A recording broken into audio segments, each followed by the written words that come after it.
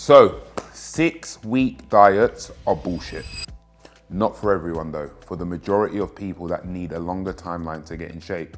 So a lot of the times people see these crazy promotions online, 6-week shred, 6-week accelerator, 6-week fat loss phase, and they think that is the program for me. It's typically priced a bit cheaper, has cool graphics around it, so you get sucked into that process. They're bullshit, and they're bullshit for a lot of people, simply because a lot of people need a longer timeline, which is set out and bespoke to them. So if someone is looking, for example, to lose 15 to 16 to 18 kilos, which is life-changing amounts of body fat, life-changing amounts of weight, which is gonna obviously be built up of body fat, they need a longer timeline. That's not gonna happen in six weeks. So when we typically look at a sustainable average rate of loss, we're probably looking at 0.5 kilos per week, 0.6, maybe at the start a kilo and then it will drop off. In 6 weeks, how much can we really lose? 3 to 6 kilos, maybe 3 to 8 kilos. So again, that's not gonna get you that life-changing result that you're after. And the reason why these diets sometimes can be bullshit is because the timeline is typically too short. So here's my advice: setting yourself a longer timeline. And typically if someone comes to us for a fat loss phase, regardless if it's 10 to 12 kilos, we always try and set 14 to 16 weeks because we know in that time we'll be able to diet you from a sustainable standpoint. Sometimes what you see on this 6 weeks packages, they're rapid fat loss phases. So what that basically is where calories are taken really low, very restrictive. And what that leads to is someone might lose X amount in 6 weeks, but on the back of that, it's a vicious cycle. They then binge on the back of it because it's too restrictive. They then push calories super high. They do this 6-week diet and they fuck off and never come back again. Whereas when you have a timeline, you can diet in a more sustainable fashion, have a higher baseline of food, have a lower baseline of cardio.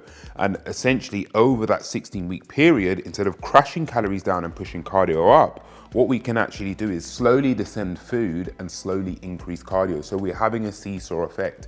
As we're pulling food down, we're pushing cardio up. Whereas what happens is when someone starts a 6-week phase, food's on the floor, cardio's super high, and obviously you're gonna drop. So what would I do? I would always look to plan longer. So I would always look to plan for myself 14 to 16 weeks. Someone will say to me, but Jace, what if I'm ready early? So be it. It's better to be ready early and back off than be trying to play catch up in the last 6 weeks. So if I was ready early in a dietary phase, what would I do? If I had 16 weeks to diet and I was ready in 10 weeks, what would I do? I'd put high days in. I'd probably put myself in a week's maintenance phase to brush off any fatigue, push the caloric baseline up. So if you can't mentally tune in for that long, break down the building blocks and set small goals. Get to 6 weeks, have a refreshment, put in another 6 weeks, get to your finish line, if that makes sense. And I always say to guys and girls, like, what have you got to lose by committing to longer? 1, you're gonna build up a better mental resilience. 2, you're gonna build better habits with food because your habits get better the longer you do something. 3, you're gonna stay in shape for longer. Who doesn't wanna be in shape for longer? So there's nothing to lose there. So say, for example, a client of mine having it off in Ibiza, goes for a 12 to 16 week diet. What do we do after they hit their goal? Well, because that client's been on a plan, which could be a strict plan, could be regimented, could have macros, could have this and that. What it allows us to do is, because they've built the habits of being in a diet phase, they go away, go on holiday, put on the excess weight, they come back. We have a week in maintenance where we pull off the fluid, the excess water, any excess body fat gain, and then we get them into reverse diet phase. And that is basically where you put calories up, as you would be dieting, the opposite of that, where you take calories down. So we're putting calories up and then we put them into a maintenance, and then it depends what the client wants. If they want to stay there, if they want to add tissue, they'll go into a surplus phase. But what does that do? It puts your calories in a very good spot and sets you up for the next time you diet.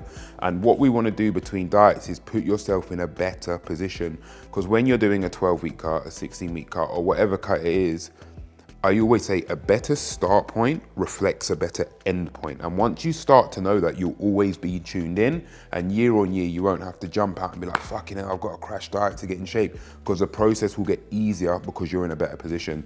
So that's my opinion on 6-week diets. I think for the majority of people, they are bullshit.